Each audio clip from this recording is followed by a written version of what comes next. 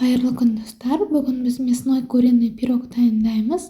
Бұл пирогтың ең бір ерекшелігі сізге ашытқының көмегінсіз осындай дәмді, жұмсақ, керемет пирог дайындай алатын боласыз. Менімен бірге қалып, толығымен рецепті көруге ұсынамын. Бұл рецептің құрамына тек қана қолжетімді заттармен жасалады, әркімнің де асханасынан табылатын заттар. Өзіңіздің қалауыңызша сиыр, қой, жылқы еттерін қолдансаңыз болады. Бізге керек заттар: май, ұн, сода, тұз, қант, жұмыртқа, қаймақ, айран және де уксус керек болады біздің содамызды газет ету үшін. Ең алдымен жұмыртқамызды қаймақ, айран, тұз, қант және де майымызды салып, толығымен миксердің көмегімен біркелкі масса болғанша дейін барлық заттар бір-бірімен жақсы араласу үшін 10-15 минуттай миксердің көмегімен айландырып шығасыздар. Осындай біркелкі масса болуы керек. Енді кезекте ұнымызды саламыз.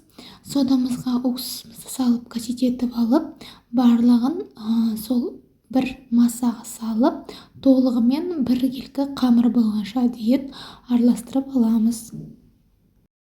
Барлық заттарды тек рецептпен жасайсыздар, сонда дәл мендегідей де сіздерде қамыр шығатын болады. Дәл видеода көріп тұрғандарыңыздай, қамырымыз өте жұмсақ, әлі жұмыс істегенге ыңғайлы болып келеді. Енді қамырымызды салафанға салып, 30 минутқа тоңазытқышқа қойып қоясыздар. 30 минут өткеннен кейін қамырымызды екі бөлікке бөлеміз. Бірі кіші, екіншісі қамырдың үштен бір бөлігі болады. Енді қамырымызды жақсылап тұрып жаямыз. Егер де керегінше ұн керек болса, ұнды сеуіп қойсаңыздар болады, бірақ та көп ұнды қолданбауға тырысыңыздар.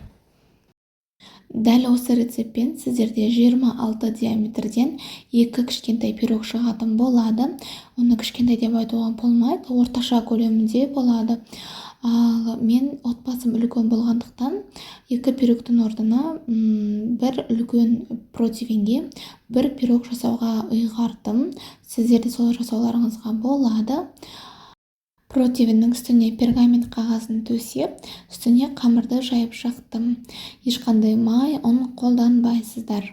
Ендігі начинкасына салмасын дайындаймыз. Ол үшін картоп, ет және де пиязды қосып, өздеріңіздің дәмдеріңізге қарай тұз және де бұрыш салдым. Сіздер аскөктер немесе зира, басқандай да специяларды қолдансаңыздар болады.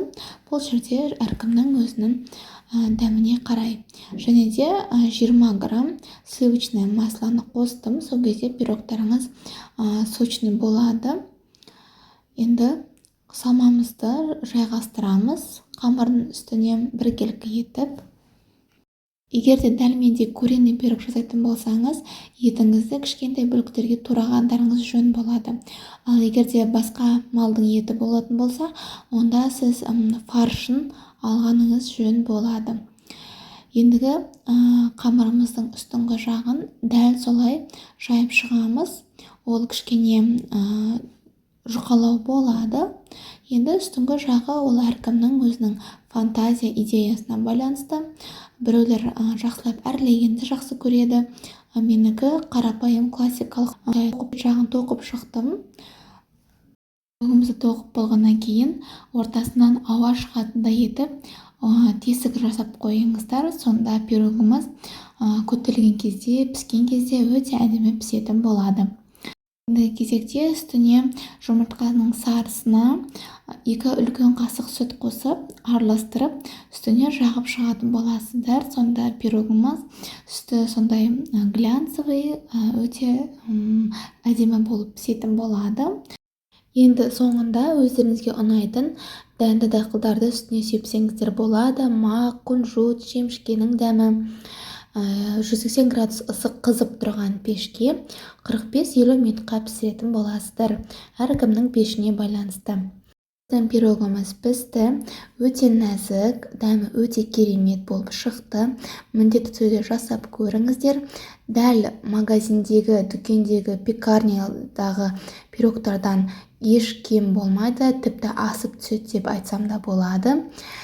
Мен бірге соңына дейін болғандарыңызға рахмет. Каналыма тіркеліп, лайк басып, комментарий жазуды ұмытпаңыздар. Сау болыңыз, ас болсын.